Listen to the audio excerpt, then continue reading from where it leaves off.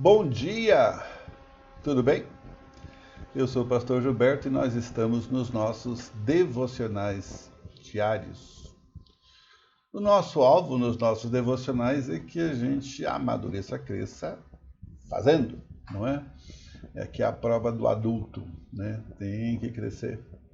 E nós vamos assumindo e assimilando a palavra de Deus, tornando ela viva na nossa vida, combustível das nossas ações e reações, e também, de certa maneira, um agente que nos ajuda a nos julgar nós mesmos, que a palavra de Deus fala para a gente julgar nós mesmos, né? Aí a gente para de julgar os outros.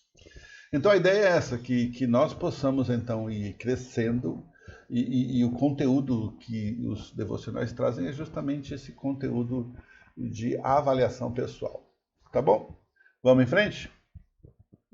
Hoje nós vamos tratar sobre a graça e o dom de Cristo, que é a nossa série, e hoje nós vamos falar sobre os objetivos dos dons. Nós falamos ontem sobre os dons que fala o texto de capítulo 4, de 11 a 12, falamos sobre dom de apóstolo, profeta, evangelistas e pastores mestres.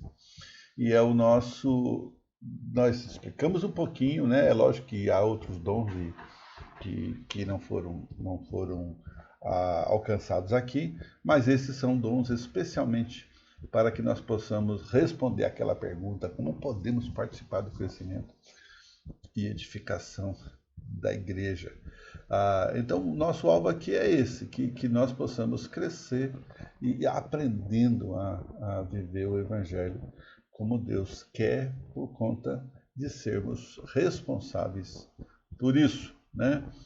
A salvação é de graça, a vida cristã tem um preço. Você não pode salvar a si mesmo, mas você pode levar a palavra que salva. Aleluia!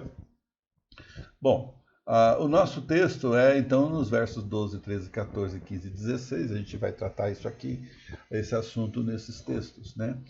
E o texto diz assim: querendo o aperfeiçoamento dos santos para a obra do ministério, para a edificação do corpo de Cristo, até que todos cheguemos à unidade da fé e ao conhecimento do Filho de Deus, a varão perfeito, à medida da estatura completa de Cristo, para que não sejamos mais meninos inconstantes, levados em roda por todo vento de doutrina, pelo engano dos homens, que com astúcia enganam fraudulosamente.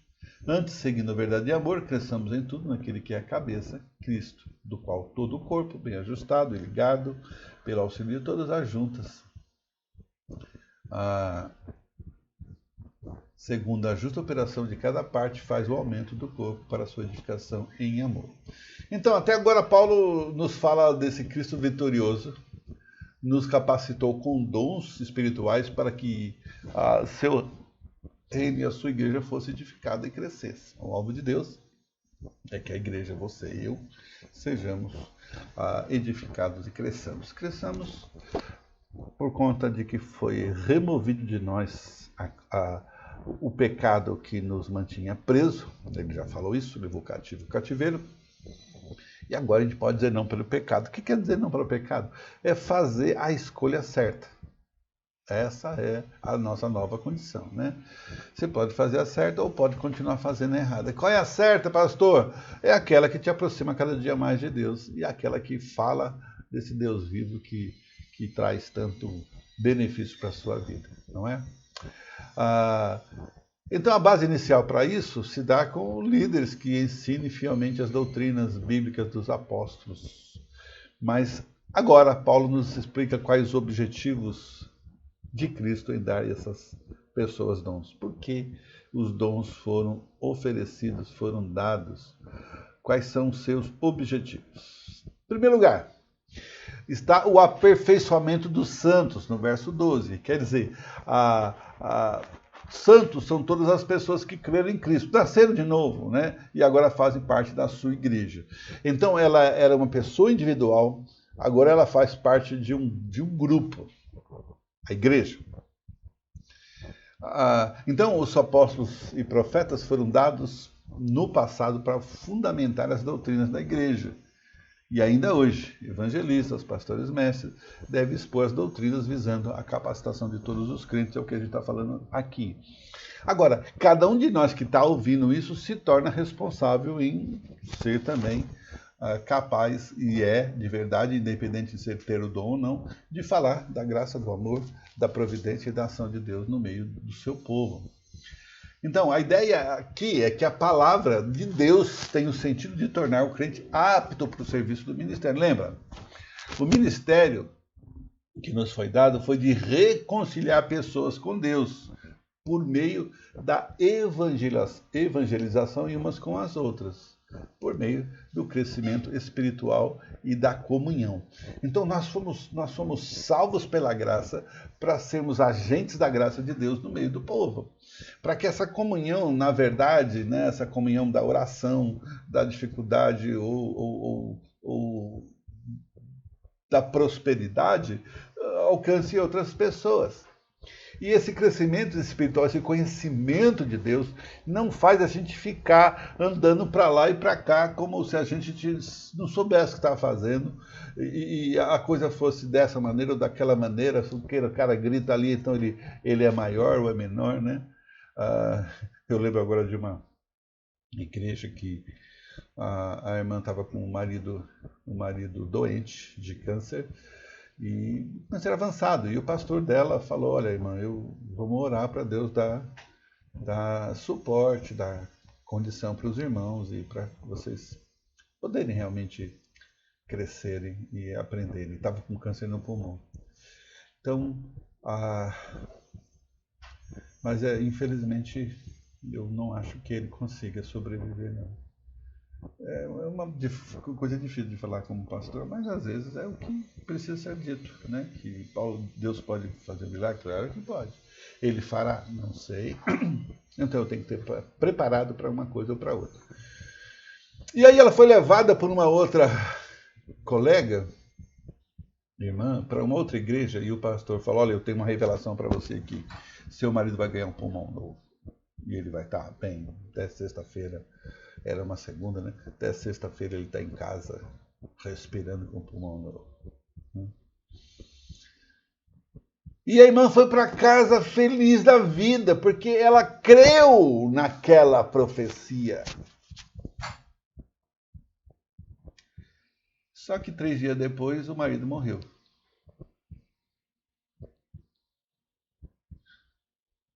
E eu não sei o que aquele pastor falou, porque eu não tive acesso ao restante da história.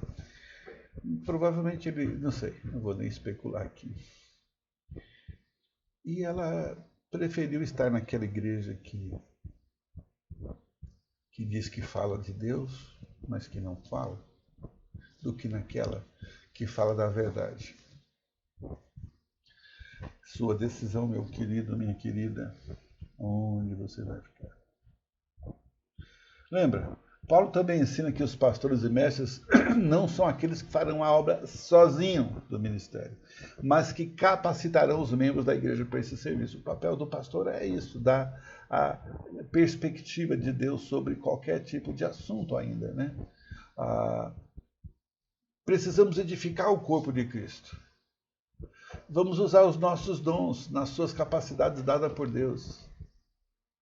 Utilizar o que recebeu para abençoar o outro. O verso 13 diz que o objetivo de tudo é conduzir à maturidade da igreja toda, não apenas de alguns. O estado do homem maduro, semelhante a Cristo, não é uma opção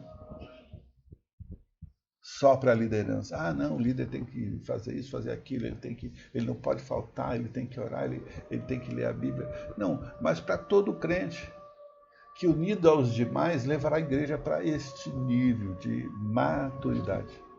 Irmão, não seja... Eu sei que são dias difíceis de Covid, de profecias absurdas, né? Uns falam isso, outros falam aquilo, a gente que é cristão, né? Você fica querendo acreditar nessa ou naquela declaração. Mas lembra, a palavra ainda está escrita, é só ler, né? Eu sei que a gente quer ver um Deus do milagre todo dia, né? Eu imagino que aqueles que foram atrás de Cristo querendo pão, e ele fala que não vai ter pão nenhum, se manda, saíram frustrados, né? Jesus não multiplicou os pães. Pois é. É um estado conjunto e não individual. Todos participam para que todos amadureçam em Cristo. Irmão, não é ceticismo. Eu creio que Deus pode fazer qualquer coisa. Até podia ter salvado, e eu já vi Deus fazendo isso em pessoas em situações muito, muito complexas, e Deus as recuperou. Mas vi também muitos que não aconteceu nada disso. Então, irmãos, seja maduro e olhe o que Deus fala e o que Deus faz. Segundo lugar, Paulo apresenta no verso 14 que outro objetivo de sermos treinados e capacitados para sermos pastores e mestres é evitar a falta de maturidade espiritual típica de criança, né? Doutrinas falsas, conversas miúdas, uma conversa de um vento, né? Eu lembro quando, sei lá, 20 anos atrás tinha um vento. Que vento era esse? O vento do dente de ouro. Se você tem a minha idade ou perto disso, você ouviu falar dessa história, né? Ele veio, todo mundo ficava procurando dente de ouro e mostrando e... Pois é. O vento passou, aquilo passou e não se fala mais nisso, né? Eu sei que tem irmãos que gostam de experiências, novidades, e não se firmam nas Escrituras. Lembra, a Escritura ela é o capacitador de Deus para a sua vida. Ela vai te dar capacidade de crescer. É igual você não frequentar nenhuma escola e você vai fazer uma compra e o cara fala que é 20, você dá 100 e ele te devolve 70. Você fala, tá certo. Não, não tá. Mas você não sabe. Você não sabe, você não aprendeu a ler, não aprendeu a multiplicar, não aprendeu a fazer conta de mais e menos. Então, você e eu precisamos aprender da Bíblia. As pessoas sem firmeza nas doutrinas bíblicas, por exemplo, elas sofrem, né? Ah, mas se você pecou, você perde a salvação. A Bíblia não diz isso, né? Porque se o pecado fosse capaz de tirar a salvação, quem seria salvo? Você fala, pera um pouquinho, pastor. Eu posso fazer o que eu quiser depois. Não, você não entendeu. Nós vamos errar sempre. Se você errar por vontade própria e quer viver no erro, provavelmente aquela decisão que você fez era uma mentira também. Mas, se você é uma pessoa séria com Deus e vive em Deus e dá um escorregão aqui ou acolá, não quer dizer que você perdeu a sua salvação. Amém, irmão? Porque senão não tinha gente salva no planeta, né? Eu não consigo entender algumas pessoas mudando para igrejas que não são igrejas consagradas à leitura da palavra e à vida na palavra e estão lá para aprender de Deus. E vão atrás de milagre, né? Experiências, né? E aí vai, né? Negociando a verdade bíblica por visões, doutrinas não bíblicas, de gente que eu não vou dizer que é enganador e falso a todo mundo, porque eu não acredito que seja, mas gente que está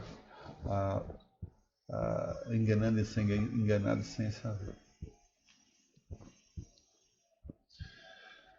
É por isso que os dons são entregues, para que a gente cresça e amadureça. Por último, fomos convidados por Paulo, nos versos 15 e 16, a seguir a verdade em amor, a crescermos com Cristo, pois Ele é o cabeça da igreja, e a trabalharmos cada um na sua função com dedicação, todos cooperando para o crescimento da igreja, todos agindo para edificar o outro, todos comprometidos em viver o Evangelho. Nós precisamos viver o Evangelho, precisamos pensar biblicamente. O que é pensar biblicamente? Não é espiritualmente apenas, é as nossas ações, vontades, desejos e caminhos serem guiados pelos pensamentos bíblicos e não à toa, de qualquer maneira, e de repente a gente vai na igreja e lá é o lugar onde o Espírito vai falar conosco e a gente até pode tomar uma decisão outra qualquer, mas saiu de lá, vida que segue. Está errado? É por isso que a gente não pode se deixar levar pelas coisas que não têm um início, um meio e um fim em Deus. Irmãos, todos devemos ser bênção um para o outro. Amém? Que Deus te abençoe, que a graça do Senhor continue te dando essa facilidade de caminhar na palavra e que você se fortaleça, cresça e amadureça para a glória de Deus, em nome de Jesus. Amém e amém.